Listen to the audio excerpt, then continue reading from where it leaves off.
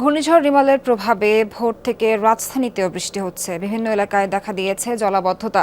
নগরবাসীর ভোগান্তির চিত্র জানতে যাব সহকর্মী শওকত মঞ্জুর শান্তর কাছে।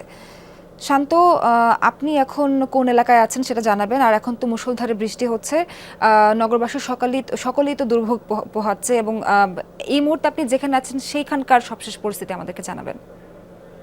সিলন ফ্যামিলি ব্লেন্ডের কড়ালিকার আর সতেজ স্বাদের পারফেক্ট ব্লেন্ডে স্বপ্নেরা মেলুক টানা।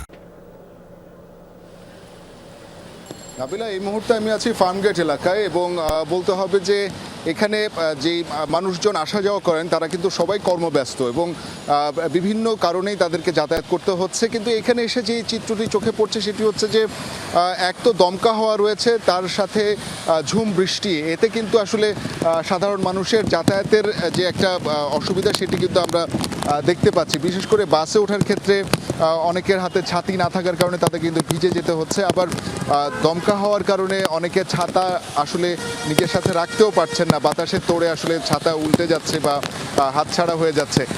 ভিজে ভিজেই কিন্তু অনেকে যাতায়াত করছেন এবং সাধারণ মানুষ তাদের সমস্যার কথা বলছিলেন। সেটি হচ্ছে যে নিকট দূরত্বে অর্থাৎ অল্প দূরত্বে যাতায়াতের যে যানবাহনগুলো, বিশেষ করে রিক্সা অথবা সিএনজি, এইগুলো কিন্তু যাতায়াতের জন্য কিন্তু পাওয়া যাচ্ছে না।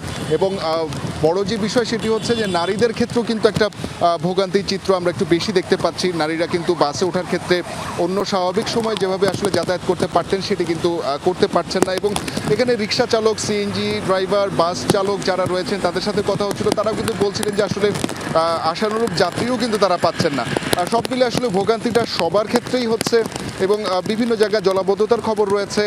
এই যে যাতায়াতের কারণে শিক্ষার্থীদেরও কিন্তু বেশ ভোগান্তি পোহাতে হচ্ছে। অভিভাবকরা অভিযোগ করছিলেন যে আসলে শিক্ষা প্রতিষ্ঠান খোলা থাকার কারণে এই ঝুম বৃষ্টির সময়ে তাদের কিন্তু স্বাস্থ্যহানি অথবা বিভিন্ন অসুস্থতার কারণ ঘটতে পারে। তো সব মিলে বলতে হবে এই বৃষ্টিপাত কিন্তু শুধু আজকে সারাদিন না, সারা রাত চলার মতো একটা আভাস কিন্তু আমরা জানতে পেরেছি।